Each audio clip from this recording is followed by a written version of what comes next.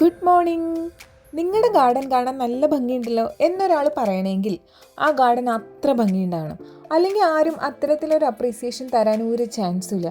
കാരണം എൻ്റെ ഗാർഡൻ നേരിട്ട് കണ്ട പല ആൾക്കാരും എന്നോട് ചോദിച്ചിട്ടുണ്ട്, നീ രാവിലെ മുതൽ വൈകുന്നേരം വരെ ഇതിനകത്താണല്ലോ, എന്നിട്ട് ഇതിനകത്ത് ഒന്നും കാണാനില്ലല്ലോ, എന്തിട്ട് ഇതിനകത്ത് ഉള്ളത് പ്രത്യേകിച്ച് എന്ന് ഒരുപാട് പേര് എന്നോട് ചോദിക്കാറുണ്ട്. അതിൻ്റെ മെയിൻ റീസൺ നമ്മുടെ ഗാർഡനിൽ പൂക്കൾ കുറവാണ് കേട്ടോ. ആകെ ഉള്ളത് ബൊഗൈൻവില്ലയാണ് മെയിനായിട്ട്. അതാണെങ്കിൽ ആ ജാതിയുടെ മുകളിലാണ് പോയി ഉണ്ടായിരിക്കുന്നത്. അതുകൊണ്ട് തന്നെ കാണുന്നവർക്ക് ഇതൊരു ഭയങ്കര ഗാർഡനായിട്ടൊന്നും ഫീൽ ചെയ്യില്ല. കുറേ പച്ചപ്പ് അത്ര തന്നെയായിട്ടേ തോന്നത്തുള്ളൂ. പക്ഷെ നമുക്ക് നമ്മുടെ മനസ്സിൻ്റെ ഹാപ്പിനെസ് ആണ് ഇതിനകത്ത് ജോലി ചെയ്യുക, ഇതിനകത്ത് ഇല പറക്കുക, വെട്ടുക, പിടിക്കുക എന്നൊക്കെ ഉള്ളത്. അതുകൊണ്ട് ഞാനിതൊക്കെ ചെയ്യുന്നു.